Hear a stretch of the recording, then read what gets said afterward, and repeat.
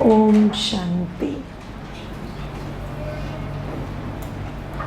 तो आज क्या बोला बाबा ने?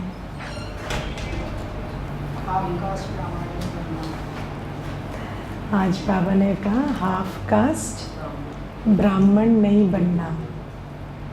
कौन है हाफ कास्ट ब्राह्मण? क्या बताया बाबा ने?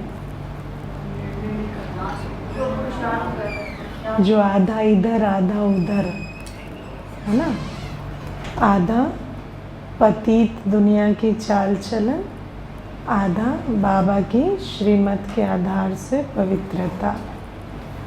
फिर बाबा ने क्या कहा कि ऐसे बनेंगे, बन सकते हैं, बनते भी हैं, फिर उससे क्या होता है, चीर जाते हैं, है ना।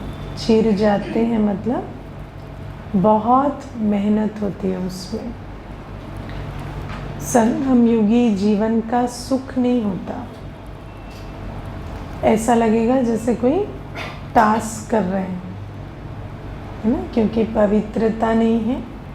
और फिर सब कुछ जैसे नियम प्रमाण करते चले जाएंगे तो वो जो चीर जाने का अनुभव होता है बड़ा दुखद होता है ना।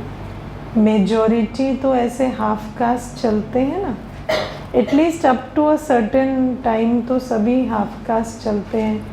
फिर धीरे धीरे निर्णय लेते हैं, है ना। तो जब तक निर्णय नहीं लेते, एक तरफ नहीं होते, तो बहुत चीर जाने का अनुभव होता है। मैं ऐसा समझती हूँ कि संगम युग की हमारी जो जीवन है बहुत सुखदायी है। बाबा भी हमेशा बताते हैं कि अतीन्द्रिय सुख में जीवन का अनुभव पूछना हो तो गोपी वल्लभ के गोप गोपियों से पूछो। तो हम जो गोप गोपियाँ हैं, हमारा इस संगम युगी जीवन का अनुभव बहुत अतीन्द्रिय सुख से भरा होना चाहिए। लेकिन वो जो अतीन्द्रिय सुख का अनुभव है वो नहीं हो पाता अगर हाफ कास्ट रहते हैं, है ना। क्योंकि पवित्रता नहीं तो बाबा से बल नहीं ले पाते। फिर जो भी कर रहे हैं ना वो पुरुषार्थ की तरह करते हैं, मेहनत की तरह करते हैं। हाँ, तो बाबा कहते हैं ना मोहब्बत में मेहनत नहीं होती, लेकिन मोहब्बत मतलब तो बन जाना ना। नहीं बने, है ना, अभी विचार कर रहे हैं, सौदा किया नहीं है, तो बहुत मेहनत लगती है।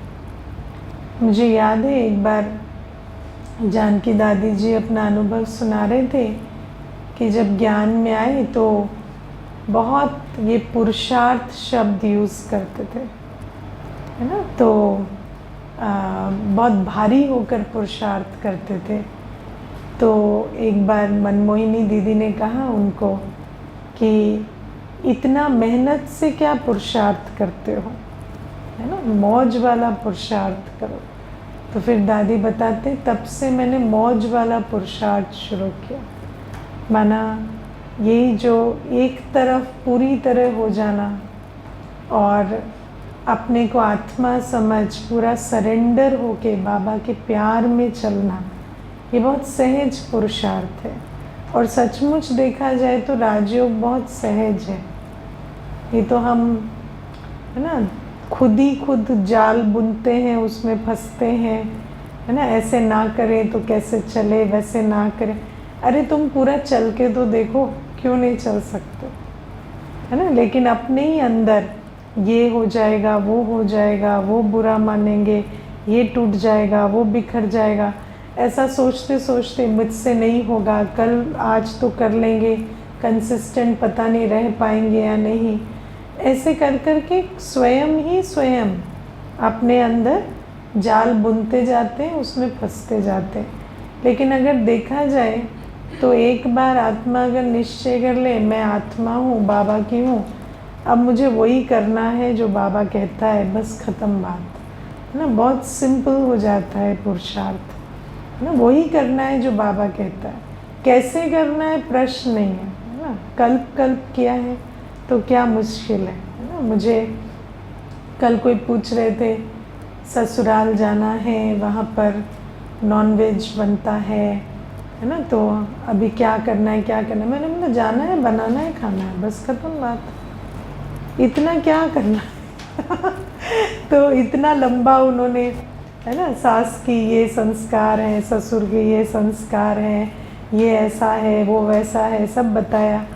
फिर मैंने उनको वो पूरा पढ़ा तो मुझे लास्ट में उन्होंने लिखा था, बाबा बता दे क्या करना। मैंने कहा go eat your, cook your food, eat, offer bhog, ख़त्म। है ना। तो इतनी छोटी सी बात है, हमें क्या करना है, हमें वो करना है। अब कौन बुरा मानता है, कौन भला मानता है, हम क्यों सोच रहे हैं, वो तो सोच ही रहे ना, वो तो वैसे भी इतना सोच ही रहे, हम क्यों सोच रहे हैं कि वो क्या सोच रहे हैं। उनको सोचने दो, उनका काम उनको करने दो, आप अपना काम करो, आप अपनी शुभ भावना रखो, आपको क्लैरिटी होनी चाहिए, आप श्रीमत पर चल रहे हैं, कोई गलत काम थोड़ी कर रहे हैं, है ना। तो बड़ी स्पष्टता से, बड़ी साफ दिल से, शुभ भावना से, है ना, ना अपने अंदर देह अभिमान हो। अपने अंदर भी देह अभिमान होता है ना, तो हमारा देह अभिमान दूसरे के देह अभिमान से टकराता है ना, ईगो से क्लैश होती है ना। तो अपने अंदर होगा कि हम तो इनसे ऊंचे हैं, या हम जो कर रहे हैं इनको पसंद नहीं आएगा, तो अपने अंदर होगा तो उनके देह अभिमान के साथ भी टकराएगा। आपके अंदर क्लैरिटी है, हम ऐसा क्या कर रहे हैं, हम तो वही कर रहे हैं जो भगवान कहता है, जो शिव बाबा की मत है, तो क्या मुश्किल है, कुछ नहीं है। आप अपने अंदर क्लैरिटी रखो, शुभ भावना रखो, सच्ची साफ दिल रखो, तो उनको भी लगेगा, है ना। मुझे याद है ज़्यादा से ज़्यादा व्यक्ति यही कहेगा, ये बेचारे हैं ना, ये फंस गए हैं, ये ऐसे, है ना, लेकिन और कुछ नहीं, ऐसा उनके अंदर भी कुछ नहीं आएगा, क्योंकि अपने अंदर जब क्लैरिटी नहीं होती, खुद बहुत सोच चलाते हैं, तो उनकी सोच भी ज़्यादा चलती है ना। तो बाबा हमें कहते हैं कि अच्छा निर्णय ले लो कि हाफ कास्ट क्यों बनना है, फुल कास्ट बनना है ना। और मुझे लगता है ये भी संस्कार होता है, कई आत्माएं होती हैं जिनको संस्कार होता है, सब तरफ, है ना, म्यूचुअल फंड इन्वेस्टमेंट करेंगे, है ना, हर तरफ है ना, कहीं से भी ऐसा क्यों हो कि कल हमें, है ना, आस छूट जाए। लेकिन कोई होते हैं जो एक नामी बन के, उनको संस्कार ही होता है। तो बाबा कहते हैं तुम तो रहे ही एक में हो ना, एक धर्म, एक भाषा, एक राज्य, एक कुल, एक मत, संगम युग में एक बाबा। उस संस्कार को इमर्ज करो, है ना। और वो अगर वो संस्कार द्वापर युग से आया भी है, म्यूचुअल फंड संस्कार, तो उसको ना थोड़ा मर्ज कर दो और अपना एक नामी होके चलो।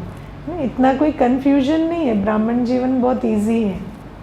हाँ, लेकिन आज बाबा ने कहा ना, शुद्ध पवित्र ब्राह्मण, सभी होली हंस हैं, होली हंस जिनमें निर्णय शक्ति भी है, पवित्रता की शक्ति भी है।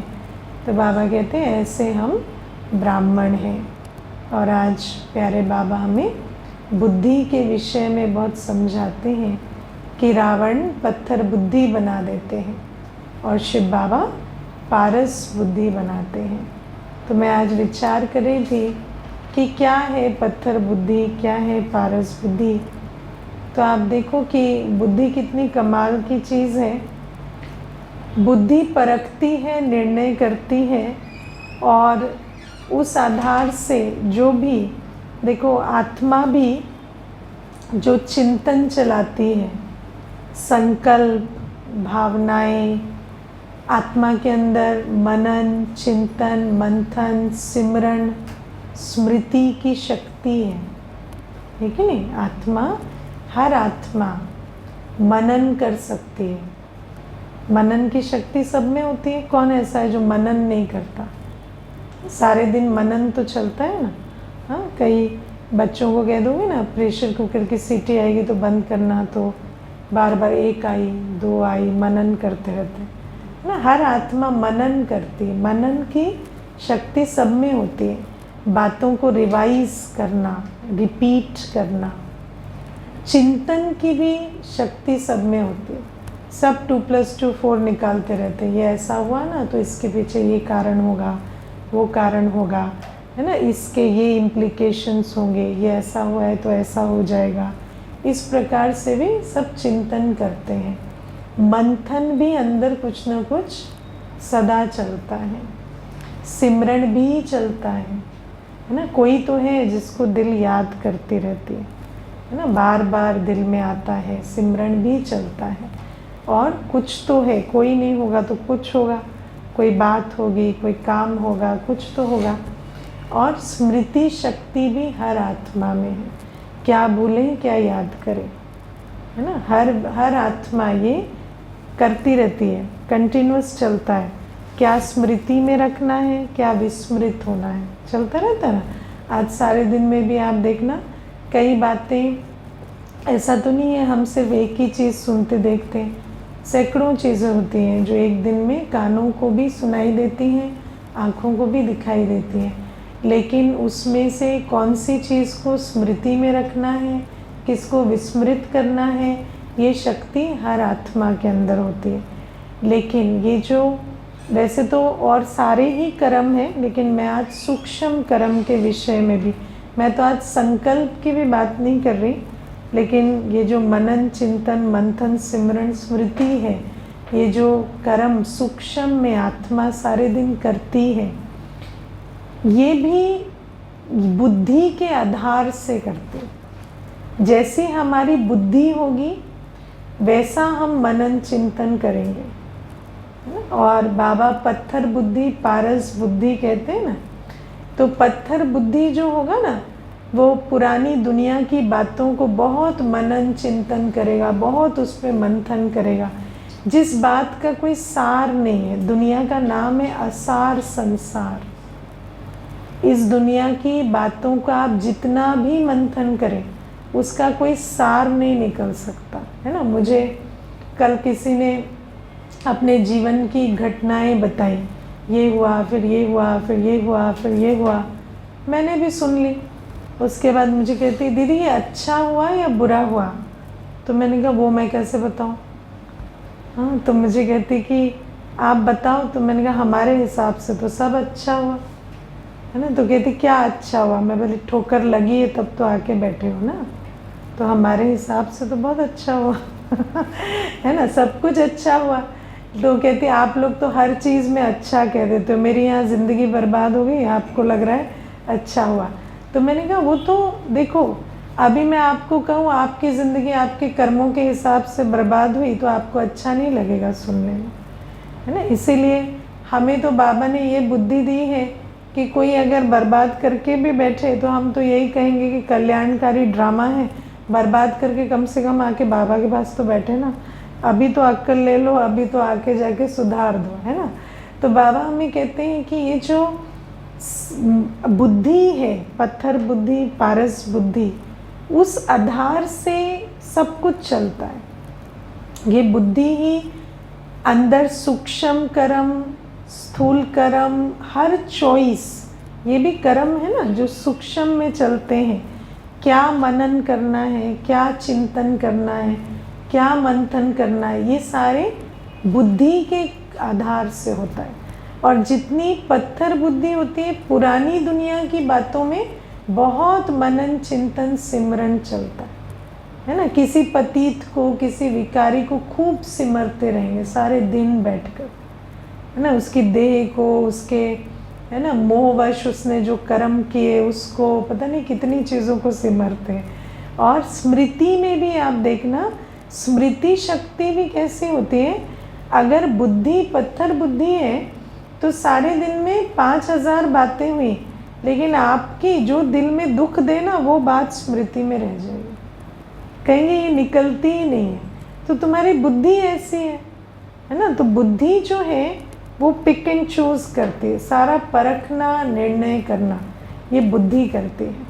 और बुद्धि के आधार से हमारी सारी चॉइसेस और डिसीशंस, क्योंकि चॉइस मतलब परखना, है ना, क्या हम कर सकते हैं इसमें, इसकी जगह इसको भी सोच सकते हैं, इसकी जगह ये बात का भी मंथन सिमरन कर सकते हैं। अब बाबा आज हमें कितने सारे एग्जाम्पल्स देते हैं, है ना, कि दुनिया में देखो कितना लॉजिक लगाते हैं हर जगह पे, है ना। लेकिन ये लॉजिक नहीं लगाते कि बाबा कहते हैं शिव को तो वर्षा मिलना चाहिए, है ना। तो किन बातों को मंथ रहे हैं, किन बातों का सार निकाल रहे हैं, किन बातों पे लॉजिक लगा रहे हैं, वो सब कुछ बुद्धि के ऊपर होता है ना। देखा जाए तो अगर आप ज्ञान जब हमें मिलता है तो बाबा भी क्या कर रहा है, बाबा भी तो हमें सोचने पे मजबूर कर रहा है ना। बाबा भी तो हमें स्मृति को चूज़ करने को कह रहा है, बाबा भी तो हमें सिमरन को बदलने को कह रहा है, इतना ही कह रहा है ना। लेकिन बाबा क्योंकि पारसनाथ है तो बाबा उस प्रकार से हमें बुद्धि दे रहा है कि ऐसा चूज़ करो, ऐसा सोचो, ऐसी स्मृति में रखो, ये बातें याद करो। और दुनिया की तरह से जब पतित बुद्धि होते हैं तो हमारा वो सारी फैकल्टीज़ उल्टी चलती है ना। फिर हर प्रकार की चॉइस अगर देखो, क्या खाना है, क्या पीना है, क्या पहनना है, कैसे चलना है, जीवन में हर सेकंड में हम कितनी सारी चॉइसेस लेते हैं और वो सब कुछ बुद्धि पर आधारित है।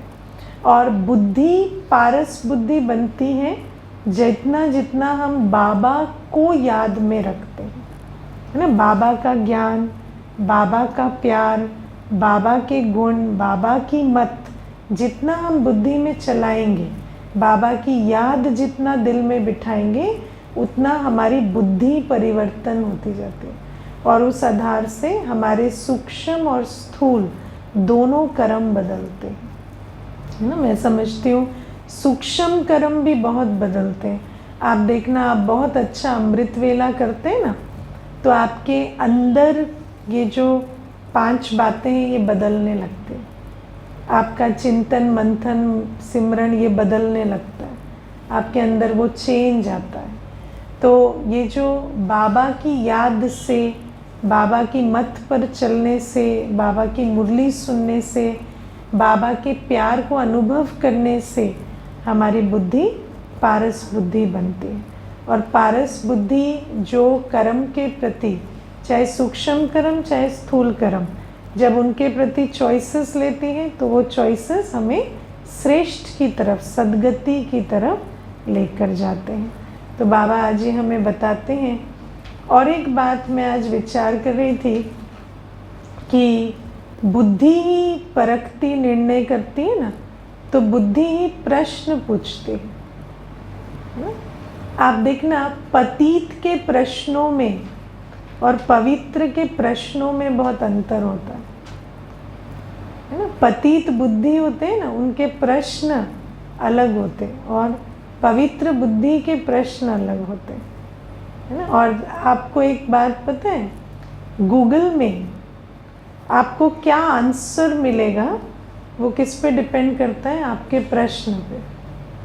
आप जिस प्रकार से प्रश्न को फॉर्मुलेट करेंगे आपको आंसर वैसा ही मिलेगा, है ना। आप पूछो कि is papaya bad for health, तो वो आपको बैड सारे बता देगा।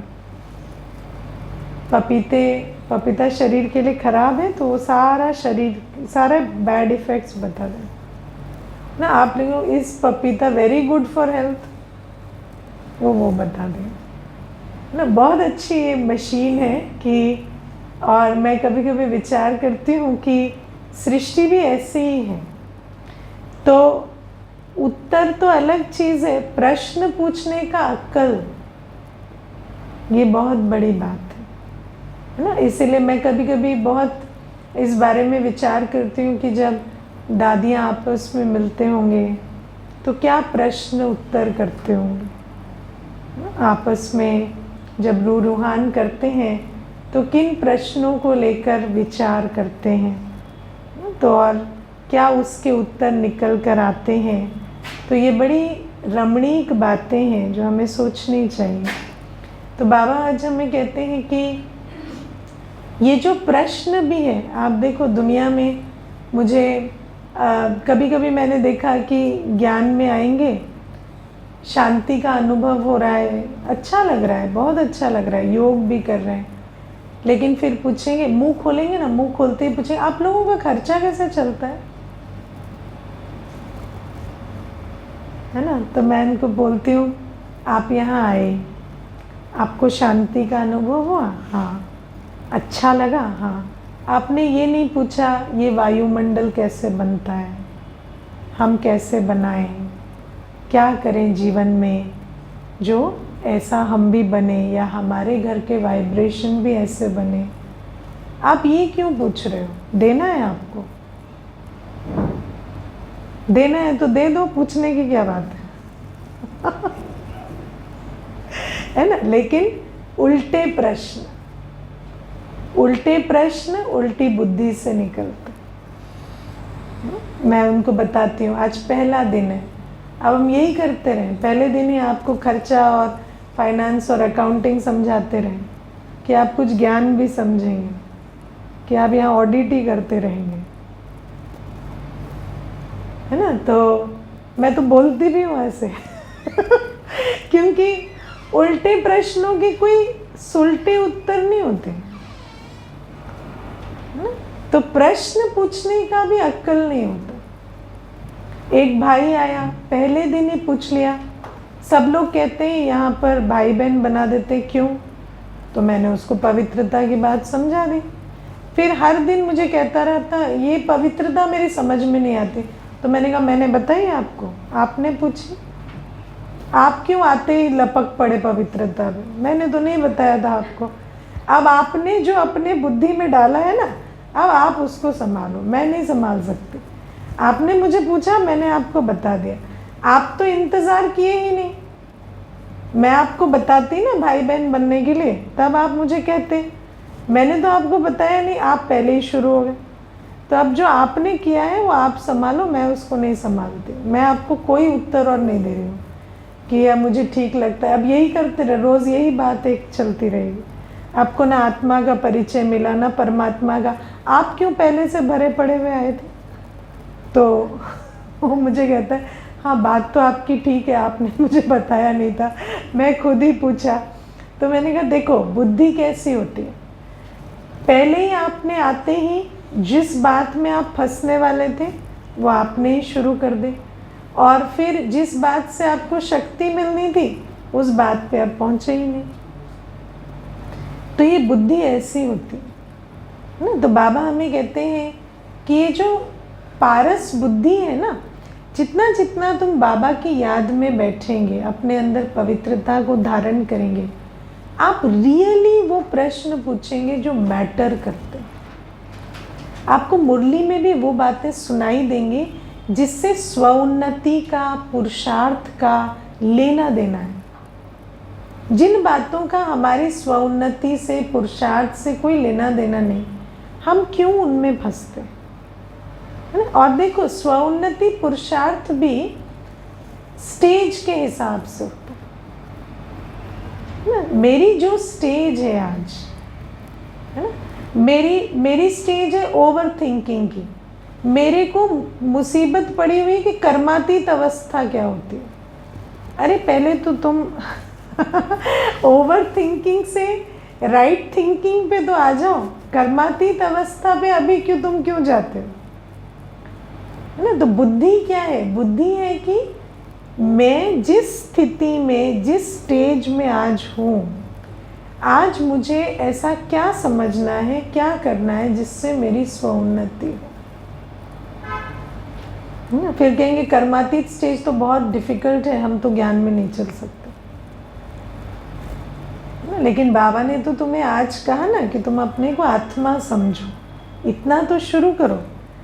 तो बुद्धि जो है वो हमें किस समय, किस स्थिति में, किस स्टेज में हमें क्या बात जाननी है, समझनी है, जिसका हमारी स्वउन्नति से लेना देना है ना। अगर मेरे में भक्ति के संस्कार हैं तो मुझे जो बाबा भक्ति की बातें समझा रहे हैं ना, वो बुद्धि में बिठानी है कि बाबा मुझे सत्य क्या बता रहे हैं।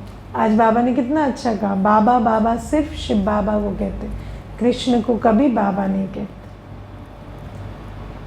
कितनी अच्छी बात आज बाबा ने बताई। मैं तो जब ये जो न्यूज़ में आजकल बहुत बाबा बाबा नहीं आ रहा है क्या, तो मैंने हमेशा भोले बाबा तो शिव बाबा को सुना था, लेकिन मैंने सिर्फ बाबा भक्ति में कहते हुए इतना नहीं सुना था कि कोई सिर्फ बाबा। लेकिन अभी मैंने जब सुना बाबा मिल गए, बाबा मिल गए, बाबा मिल गए, तो मैंने सोचा ये बाबा मिल गए, किसको बाबा मिल गए कह रहे हैं। तो बाबा मिल गए तो शिवलिंग को बाबा कहते हैं भक्ति में, है ना। तो ये मुझे ये नई बात है, मतलब ऐसे तो भोले बाबा पता है कहते हैं, लेकिन ऐसे सिर्फ बाबा मैंने पहले नहीं सुना था, मुझे नहीं पता आप लोगों ने सुना होगा, लेकिन ऐसे बाबा मिल गए तो मैं सोच रही थी सबको बता सकते हैं ना, बाबा है तो फिर वर्षा देने वाला बाबा है। तो ये सारी बातें कितनी क्लियर है, अगर देखा जाए हम लॉजिक अप्लाई करें तो बाबा जो कह रहा है उसमें कोई दो मत भी नहीं है। बाबा कहते सिर्फ मुझे बाबा कहते हो, निराकार को बाबा कहते हो, फिर तुम कहते हो निराकार बाबा है तो कुछ देगा तो आके तो देगा, तो कैसे आएगा निराकार, सोचने की बात है, तो कोई तो विधि अपनाएगा। तो बाबा कहते हैं अपनी बुद्धि को राइट तुम चलाओगे, राइट प्रश्न पूछोगे तो तुम्हारी बुद्धि ही तुम्हें सदगति तक ले जाएगी, है ना। तुम बुद्धि को, बुद्धिवानों की बुद्धि के ढर्रे पे चलाओगे तो तुम्हारी बुद्धि ही उद्धार कर देगी, और नहीं तो यही बुद्धि तुम्हें उल्टी उल्टी बातों में फंसा देगी, है ना। तो ये है आज पत्थर बुद्धि और पारस बुद्धि। और बाबा आज हमें कहते हैं कि श्रीमत की भारत को बहुत आवश्यकता है ना, और भारत को माना पूरे विश्व को ही है। तो बाबा कहते हैं श्रीमत से ही सद्गति होगी। अब श्रीमत, आज जो मुख्य श्रीमत बाबा ने बताई शिवाचार्य की मत, है ना, कि तुम बेहद का संन्यास करो। क्योंकि अगर देखा जाए तो आज सबसे बड़ी प्रॉब्लम क्या है, हर आत्मा के पास जो ध्यान की शक्ति है ना, वो उसी से क्या कर रहे हैं, पुरानी दुनिया पर ही अपना पूरा ध्यान लगाकर, अपनी सारी स्मृति शक्ति, संकल्प शक्ति उसमें लगाकर उसको बढ़ाती चले जा रहे हैं। हर व्यक्ति क्या कर रहा है, अटेंशन किस पर दे रहा है, पुरानी दुनिया पर, और जिस पर अटेंशन दोगे वो बढ़ेगी, है ना। इसीलिए बाबा हमें कहते हैं कि सबसे इम्पोर्टेंट बात जो आज हमें समझनी है वो ये है कि हमें पुरानी दुनिया का बुद्धि से बिल्कुल संन्यास करना है। हमें कोई चिंतन नहीं करना है, कोई एनालिसिस नहीं करना। पुरानी दुनिया को हमें याद ही नहीं करना है। याद किससे करना है, बाबा को याद करना है, वर्षे को याद करना है, आने वाली नई दुनिया को याद करना है। क्योंकि बाबा कहते हैं संकल्प से सृष्टि रचती है, जहाँ अटेंशन जाता है वहाँ एनर्जी फ्लो होती है। तो बाबा हमें इतनी सुंदर मत दे रहे हैं कि हम सब मिलकर पुरानी दुनिया का चिंतन वर्णन कर करके, है ना, उस पर ध्यान लगा लगा के क्या कर रहे हैं, उसकी वाइब्रेशन को बढ़ा रहे हैं। आप एक छोटी सी बात देखो, दुनिया में कहीं कोई बैड न्यूज़ चल रही है ना, अब उस बैड न्यूज़ को आप अपने ड्राइंग रूम में डिस्कस करके उसका वाइब्रेशन अपने ड्राइंग रूम में भी ले आते हैं, करते हैं कि नहीं। तो बाबा हमें कहते हैं ये जो पुरानी दुनिया को बुद्धि से त्यागना ये बहुत ज़रूरी है। अब बाबा हमें कहते हैं तुम्हें दुनिया का समाचार पता ज़रूर चलेगा, लेकिन तुम्हें उस बात को जानकर ये सोचना है इसके लिए मुझे करना क्या है। मुझे पता चल रहा है कहीं वॉर हो रही है, मुझे पता चल रहा है कहीं ड्रॉट हो रही है, मुझे पता चल रहा है कहीं भूख मर रही है आत्माएं, तो मुझे करना क्या है। तो मुझे अपनी शांति पवित्रता की स्थिति से उन आत्माओं को शांति का दान देना है ना। तो बाबा हमें कहते हैं कि पुरानी दुनिया को, जो भी तुम पुरानी दुनिया के बारे में जानते हो उसको तुम पुरानी दुनिया को बुद्धि में रखोगे तो पुरानी दुनिया का कल्याण नहीं होगा। क्योंकि पुरानी दुनिया में बहुत दुख की बातें हैं, और तुम जितना उन बातों को बुद्धि में रखेंगे तुम्हारी भी दिल दुखी होगी, है ना, और फिर तुम भी क्या कर रहे हो, उसी पुरानी दुनिया को कंट्रीब्यूट कर रहे हो। तो बाबा हमें आज बहुत, ये वैसे तो श्रीमत सबको पता है, सब बच्चे बैठे हैं तो श्रीमत क्या क्या है वो तो मालूम है, लेकिन आज खास बाबा जो अंडरलाइन करा रहे हैं कि हमें बेहद का संन्यास लेना है। किसी भी पुरानी रस्म रिवाज, पुरानी दुनिया का समाचार, पुरानी देह का समाचार, पुरानी देह के संबंधों में जो खिटपिट हो रही है, उन बातों को अपनी बुद्धि में नहीं रखना है। और इसी श्रीमत से कल्याण होगा, है ना। क्योंकि दुनिया में जो आज प्रॉब्लम्स हैं, उन प्रॉब्लम्स का चिंतन करने से उनका सल्यूशन नहीं निकलेगा। इनफैक्ट आप उनको सोच सोच के बढ़ाते हैं। मैं आपको एक बहुत सूक्ष्म चीज़ है, देखो आजकल इंटरनेट ऐसा हो गया है ना कि हर बात मालूम पड़ती है ना। चाहे ब्राह्मण परिवार में कोई बात होती है, चाहे बाहर होती है, हर बात मालूम पड़ती है। और हर न्यूज़ को सुनकर आत्मा क्या करते हैं, ब्राह्मण भी क्या करते हैं, उस पर चिंतन चलाते हैं। अब देखो, जो भी जिस न्यूज़ से आपको सुख नहीं मिला, उस पर आप चिंतन चलाएंगे तो आप उस दुखदाता या दुख देने वाली परिस्थिति को बल भर रहे हैं। आपको पता है दुनिया में कहते हैं ना, any news is good news, है ना। तो any news is good news तो ट्रू नहीं है, लेकिन एनी थॉट एम्पावर्स। आप कोई भी, आप जिसके बारे में सोच रहे हैं ना, उसको आप बल भर रहे हैं। अगर आपको किसी आत्मा के अंदर नज़र आ रहा है कि ये गलत कर्म कर रहे हैं या ये कर्म इनके द्वारा जो हो रहा है ये ठीक नहीं है, आप अगर उनका चिंतन चला रहे हैं तो आप उनको बल भर रहे हैं। जितने संकल्प चलते हैं, और ब्राह्मणों के संकल्प माना बहुत ताकत मिल रही है उस आत्मा में। ब्राह्मणों के संकल्प चल रहे हैं, बाबा कहते तुम्हारे योग से सतयुग बन जाएगा। और तुम्हारा योग किससे लगा हुआ है, उस आत्मा से, उस परिस्थिति से। तो सोचो उस परिस्थिति को आप कितना बल भर रहे हैं, है ना। और फिर हम क्या करते हैं, अनेकों को भी वो संदेश देते हैं। सोचते हैं हमारा कोई, हमें अपॉइंट किया गया है, कर्तव्य दिया गया है कि हम भी इस न्यूज़ को अनेकों तक पहुंचाएं।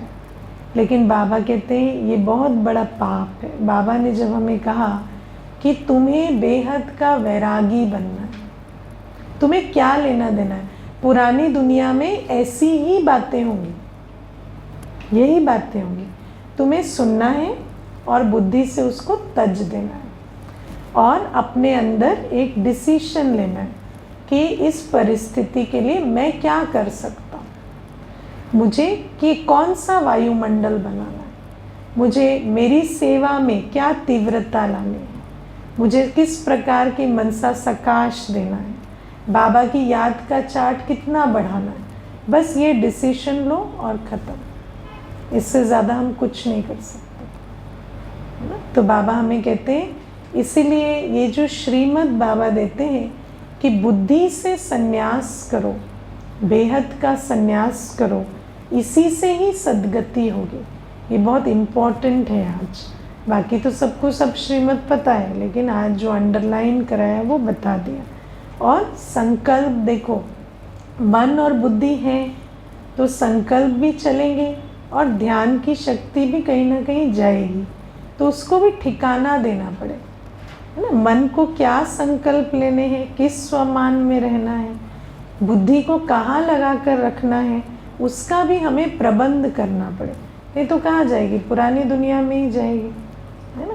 और मैं ऐसा समझती हूँ, क्योंकि ड्रामा बहुत कल्याणकारी है, तो आज बाबा ने हमें मुरली और मंथन दोनों की अपॉर्चुनिटी दी है ना। हम एक दिन में पहले एक ही क्लास करते थे, आज हम 2, 3, 4 जितनी चाहें हम क्लासेस कर पाते हैं। हम जितना चाहें ज्ञान योग में बुद्धि को बिजी रख सकते हैं। योग के इतने प्रोग्राम्स होते हैं, है ना। तो बाबा हमें कहते हैं, इसीलिए ये जो जितना तीव्रता से पुरानी दुनिया की बातों का आकर्षण बढ़ता जाएगा ना, क्योंकि चाहे वो उलझाने वाली चाहे आकर्षण करने वाली जो भी बातें हैं वो बढ़ेंगी, उतना ही बाबा भी इतना हमें स्कोप भी दे रहे हैं कि हम मन बुद्धि को पूरी तरह से ज्ञान योग में बिजी रख सकें,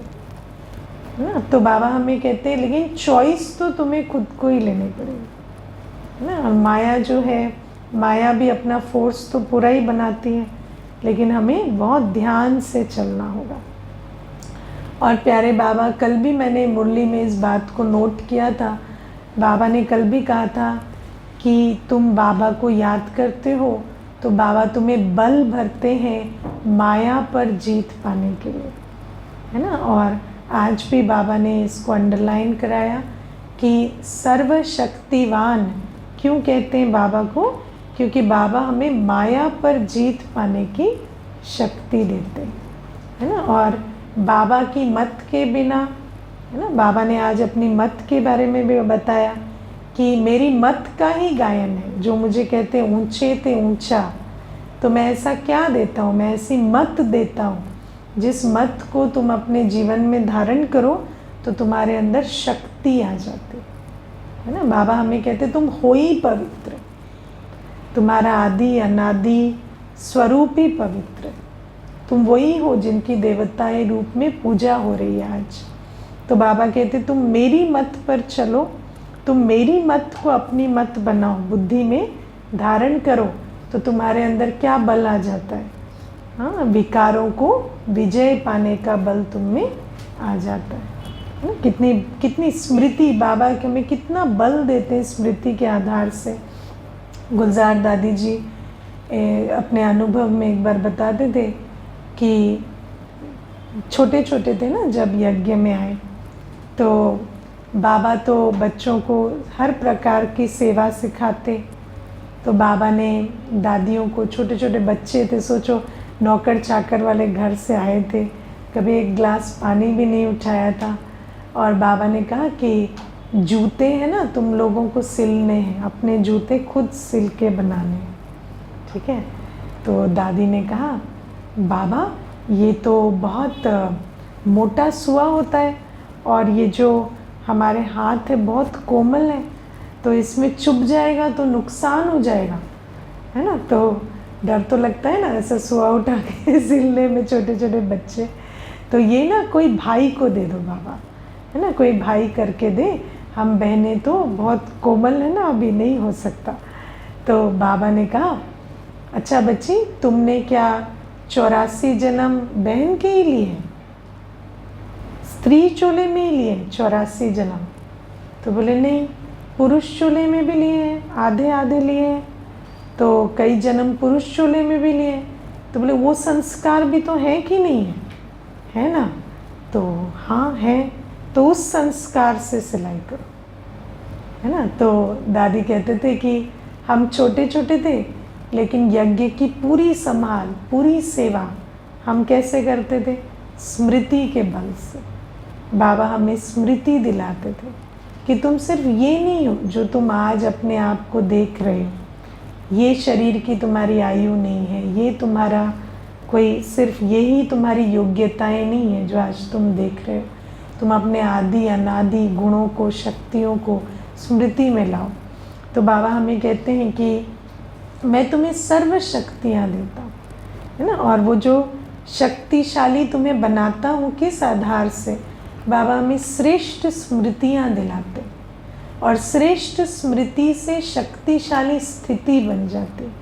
फिर माया जो कमज़ोर संकल्पों के, भय के रूप में, डाउट के रूप में जो माया का वार होता है ना, उसको पार कर लेते ना। कल बाबा ने कितना अच्छा कहा, तुम महावीर हो, है ना, तुम हो ही विजयी।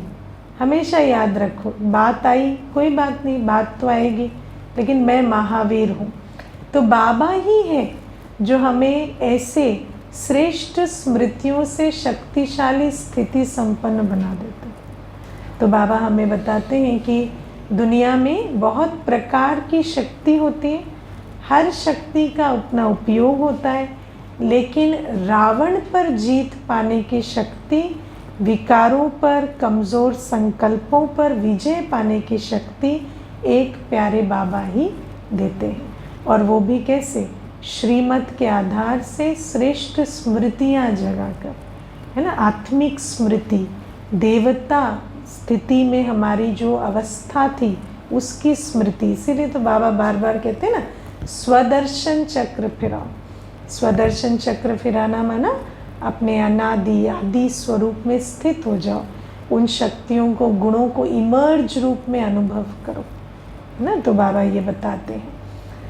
और प्यारे बाबा आज हमें कहते हैं कि भोग लगाना रस्म रिवाज है, इसका ज्ञान से कोई ताल्लुक नहीं है ना। कई बार जो थोड़े मॉडर्न ख्यालात वाले बच्चे होते हैं ना, तो ऐसे प्रश्न पूछते हैं कि भक्ति में तो हम भोग लगाते थे, यहाँ तो ज्ञान की बात है, तो यहाँ फिर भोग और ये सब हमें इतना समझ में नहीं आता। कई ऐसे भी होते हैं जो इस बात में भी पूछते हैं। तो आप देखो, हम ज्ञान सागर बाबा हमें ज्ञान देते हैं, मत देते हैं पुरुषार्थ के लिए, वो एक सब्जेक्ट है। लेकिन जब हम जीवन जीते हैं ना, तो जीवन जीने के लिए एक कल्चर चाहिए, ठीक है। अब अगर बाबा एक कल्चर ना बनाए, एक ब्राह्मण कुल की रस्म रिवाज ना बनाए, तो फिर रस्म रिवाज तो रहेगी ना, क्योंकि पहनना भी है, खाना भी है, चलना भी है, जीना भी है, सब कुछ करना है। तो वो रस्म रिवाज हम कहाँ से लाएंगे? फिर वो हम लौकिक से लाएंगे। फिर उसमें बहुत सारी अपवित्रता का भी, है ना, हो जाएगा। तो बाबा ने इसीलिए ज्ञान योग के लिए शिव बाबा आया, लेकिन जब हम ब्राह्मण बनते हैं तो हमें एक लाइफस्टाइल भी चाहिए।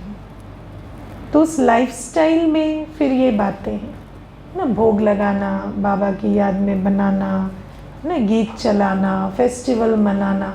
अब पर्व मनाने का ज्ञान योग से क्या संबंध? लेकिन अब सारी दुनिया कुछ मना रही है तो हमें भी कुछ तो करना पड़ेगा ना, तो हम उसको इस रीति से मनाते।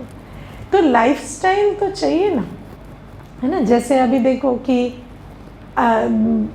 दुनिया में देखो, मैं याद है मुझे कि एक बार एक माता आई, तो भंडारे में 2 माताएं सेवा कर रहे थे।